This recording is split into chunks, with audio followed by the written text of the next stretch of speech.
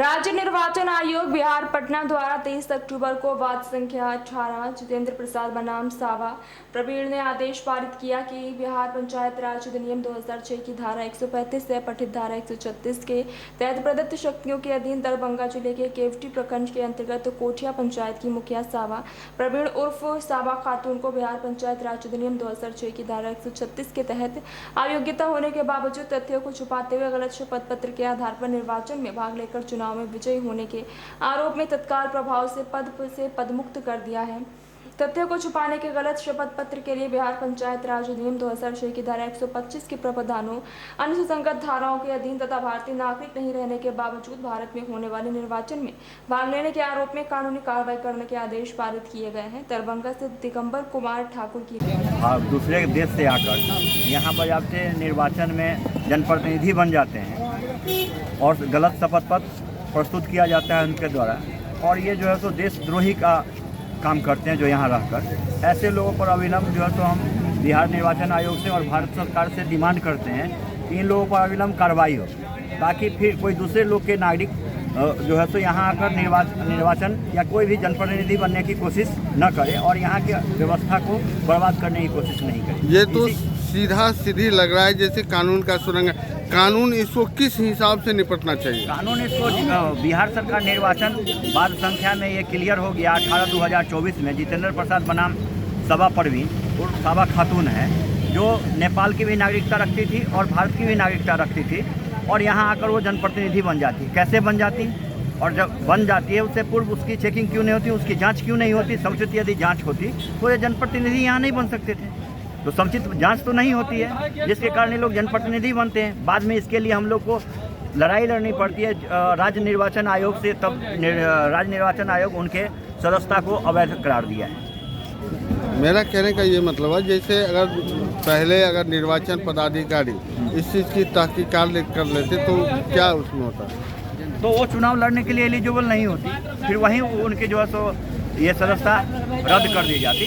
क्या नाम हुआ? डॉक्टर चंदू कुमार सिंह, भारतीय जनता पार्टी नगर प्रवक्ता, डहरिया श्रीनगर। डीएम साहब से हम लोग 2-3 मुद्दाओं पर बात किए हैं, जिससे सबसे गंभीर मुद्दा ये है कि भारत देश के अंदर हर जिला में दूसरे देश की घुसपैठिया आकर बैठ चुका है और वह अपने कार्य को बहुत अच्छे तरीक़ा से यहाँ प्रस्तुत कर रहा है। जो कई घटनाएं हुई हैं, अभी रिसेंट में बता दें हम कि केवटी प्रखंड के कोठिया पंचायत थाना कमतौल अंतर्गत आता है, जिसमें 18/24 कांड संख्या है।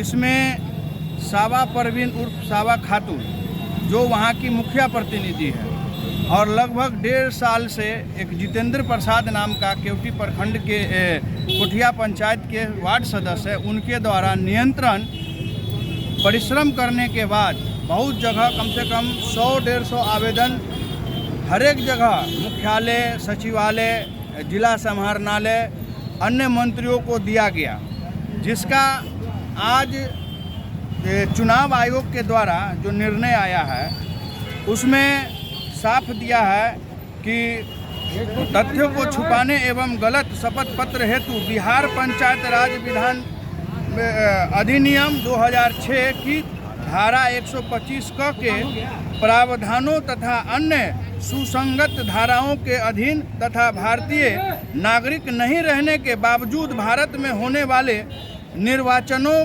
में भाग लेने हेतु प्रतिवादित के अपेक्षित कानूनी कार्रवाई सुसंगत धाराओं के अधीन सुनिश्चित कराना जिला निर्वाचन पदाधिकारी, पंचायत सह जिला पदाधिकारी, सह जिला दंडाधिकारी दरभंगा स्तर से किया जाए, ऐसा निर्वाचन आयोग ने दिया।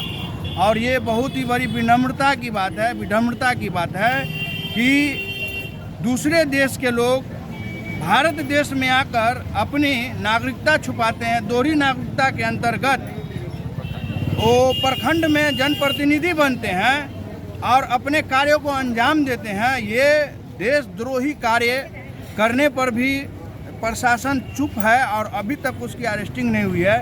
हम लोग आज जिलाधिकारी के पास आए, इसकी जो उच्च स्तरीय जांच हो, जब एक व्यक्ति गैर कानूनी रूप से यहाँ हो रहा है तो इसमें सम्मिलित इसके परिवार के सभी लोग हैं, क्योंकि इसके परिवार यहाँ पर बासिंदा हैं, तो इसका मतलब ये है कि वो भी दोहरी नागरिकता लेकर यहाँ है।